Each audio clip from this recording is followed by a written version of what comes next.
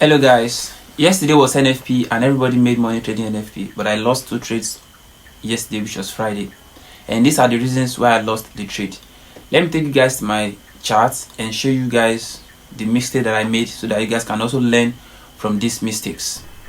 What's up guys, these are the 2 losses that I took on Friday, and this was mainly because of 2 things. First of all, the candlestick formation is kind of like different from Owanda. So on Owanda we have a different formation, a different price action, and on FXCM we have different price action, but I will not blame these 2 brokers for that. I'll blame myself for it. So first of all, what happened and why did I took this loss on Friday? So let me start from the 4-hour time frame and delete all these joins.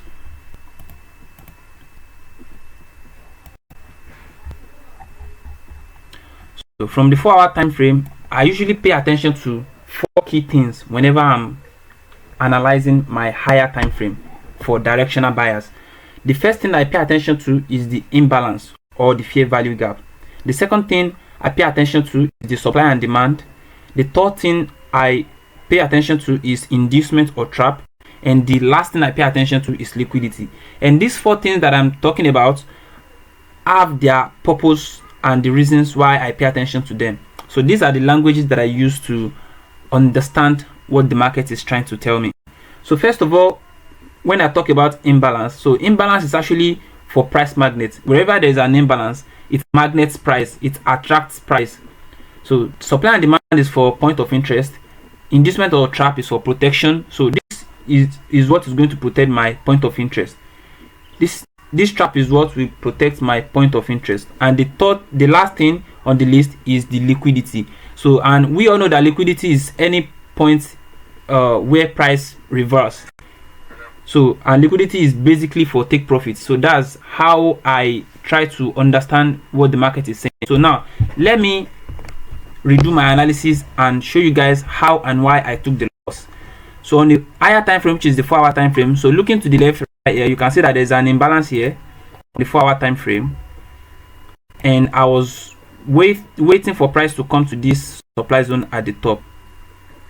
Price got there on Thursday, price got there on Thursday, but that's just a point of interest for sale. And if you look to the downside, you can see that price is coming from a very important point of interest, which is this demand here.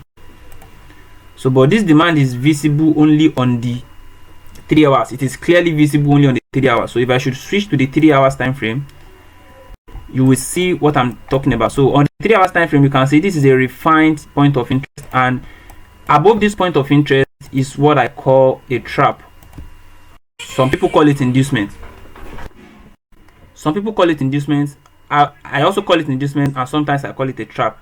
So this trap is going to be the thing that is going to protect my demand zone or my point of interest.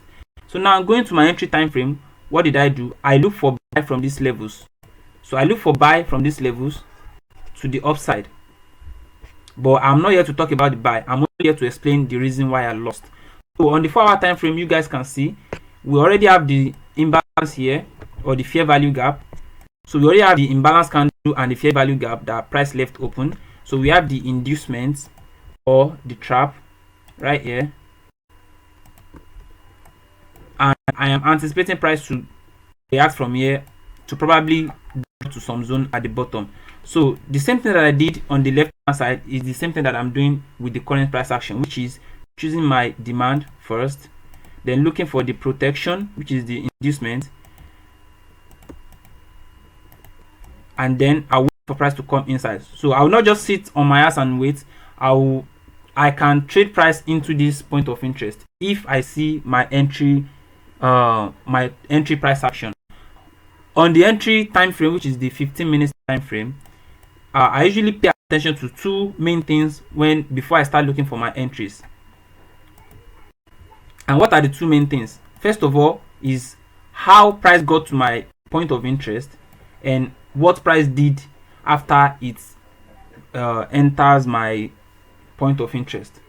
So first of all, if I'm going to analyze how price got to my point of interest, you can see price broke structure here, it also broke structure here, and these are value break of structures. So by further analyzing this break of structures, you can see that there is a clear fair value gap here. The price didn't fill completely. We also have a demand zone sitting below the point of interest, and you can see that this is a trap. So this is a trap for me. So now I extended the demand zone to the right hand side to look for a possible violation of this demand zone. So now when price gave me the same type of price action, which is imbalance, inducement, and supply, my point of interest. So these are the things that I basically look out for when I'm looking for entries. So this is how price got there. You can see I've already analyzed this. We have our imbalance here, we have the trap, which is the inducement, and we have the clear break of structure. So this is a very crucial zone for me if I'm going to buy, but I am only looking for sell because we have a higher time frame point of interest here. So now talking about how price did, what price did after I got to my point of interest. So price created a supply zone here,